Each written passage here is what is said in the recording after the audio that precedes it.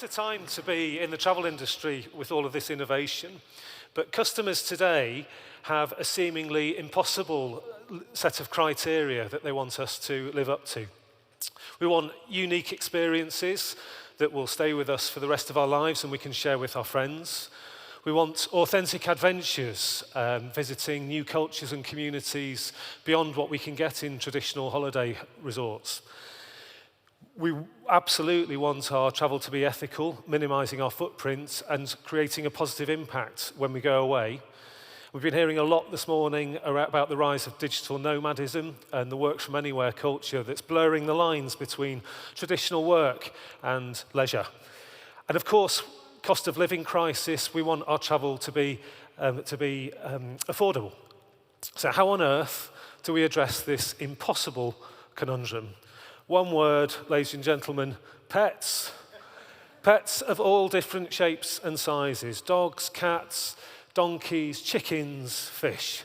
What am I going on about here? 100 million households across the US and the UK now own a pet. It's obviously grown during the pandemic. 47% of us, almost half, find it harder to leave our pets for a week than our partners. But the biggest problem associated with owning a pet is, I'm going away on vacation, how can I make sure my pet's going to be happy while I'm away? Well, Trusted House Sitters turns this problem into a really big opportunity for pet-loving people to travel, to look after pets. Traveling to incredible homes around the world of loads of different types in 130 countries worldwide. Whether it be looking after a couple of dogs for a few months in Barbados, these are live sits by the way. Whether it be looking after a couple of dogs in northern Spain, an adventurous trip, a couple of energetic dogs, or just doing a bit of shopping and culture around London, looking after a couple of cats. So Trusted House Sitters is a subscription marketplace, and we've created a new service for two huge existing markets, pet care and travel, and in doing so, disrupted both of them. At the heart of our business is what we call a value exchange. So a pet owner offers up the use of their house, their property, in exchange for the peace of mind that comes from knowing that your pet is being looked after by a pet-loving sitter. And a pet sitter gives their time and their care, and in exchange gets a unique homestay. It's not just a unique homestay, though. It's a really authentic adventure because you're going to an actual home, staying in a property, living the life of the owner. You know, if you're walking a dog, you're going around the owner's dog walk, meeting the owner's friends along the way. You recognize the dog and is then talking to you. So, you know, really authentic adventure. It's very ethical because you're traveling with a purpose. You're not displacing local communities. You've got a real sort of meaning to your travel. It's ideal for remote working. You can stay for many months, as long as you like. And is it affordable? Well, the price is €129 for an entire year, whether you're a pet owner or a pet sitter. That's all you pay because it's a value exchange between the pet owner and the sitter. There's no cash changes hands. So for €129, you get all of that. So it's no surprise that people are turning to Trusted House Sitters. We've now clocked up over 4 million nights of pet sitting. In the last 12 months, we've doubled in size to 100,000. We're currently acquiring new members at a rate of 5 times that of the pre-pandemic.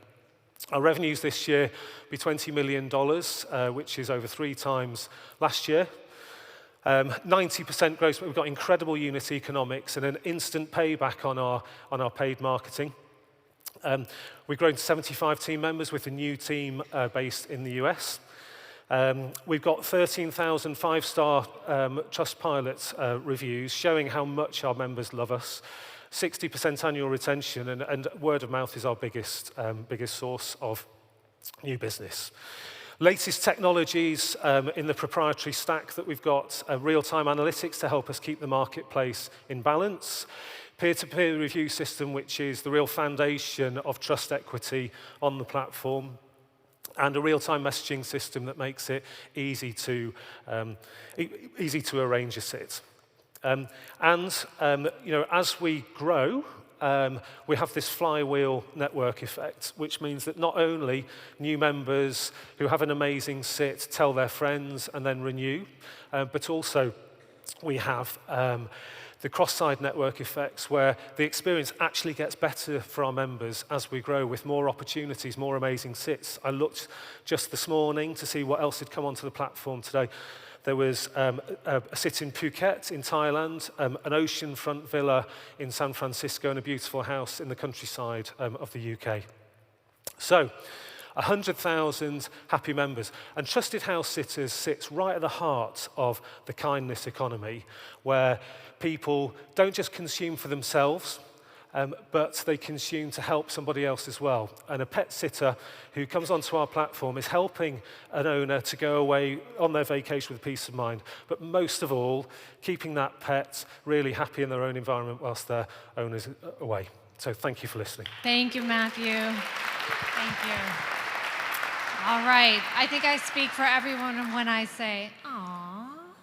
Oh, thank you. How does focus group feel? Looks like lots of greens. Was it the donkey? All right, let's start on the investor side. Maybe Chris or Chantal, you can kind of jump in, and Adi as well. Sure, I'm happy to jump in. I mean, I'll first admit that I got a dog during the pandemic, and on surface, this looks a little crazy, but Airbnb was also crazy at some point, so I see that, and also, again, being a new pet owner and traveling a fair amount, it's definitely quite annoying how much money I seem to have to give away when I leave town.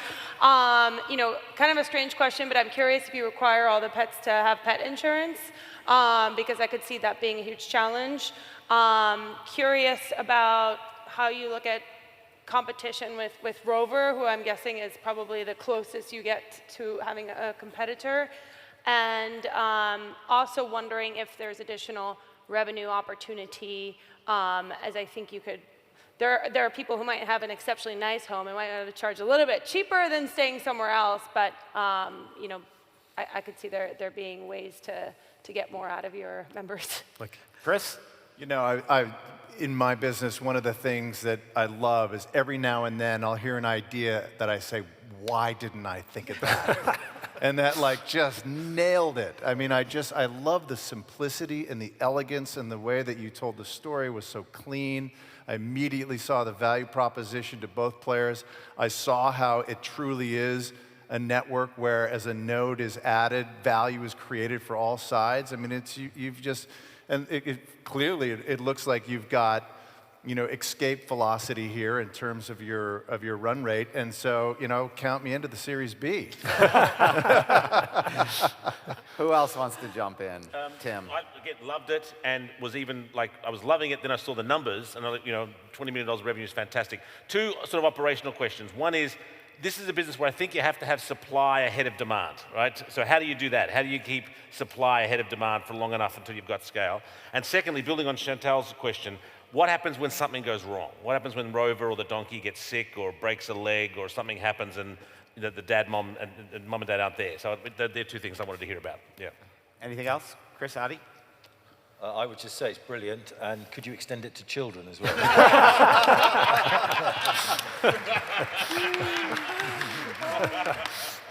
All right, Matt, you want to address that? I can remind you if you need. Sure. Yeah. Where do I start? So maybe supply ahead of demand, I think, was an interesting one. So how do you manage that? What happens when something goes wrong? Additional revenue opportunities. I'd say it was a tough Okay. one. So you're right. Supply comes first, and actually we dedicate a lot of our marketing efforts onto telling pet owners worldwide about us. We've got 130 countries. US is the biggest market, 40%. So we rely on a pretty sophisticated marketing machine to go after pet owners. On the basis that then sitters see what we've got and then think, wow, this is amazing, and then join. From the point of view of insurances, there's different insurance policies available with different tiers of membership, because we've got what I showed you, those the basic, and we've got a standard and premium, but the premium is €200, so there's not a massive gap there. when something goes wrong, it does go wrong very occasionally, but in 4 million nights of pet sitting, there's been very, very few incidences because our sitters are doing this for love and not the money. And that's a really important difference between us and Rover, which is a huge pet sitting business in the US. Their relationships between the owner and sitter is transactional, where the owner's paying the sitter. With us, it's a value exchange. So everybody's doing it to be kind and good to each other. Perfect. Thank you very much, Matt. Kimberly? Okay. Thanks, guys.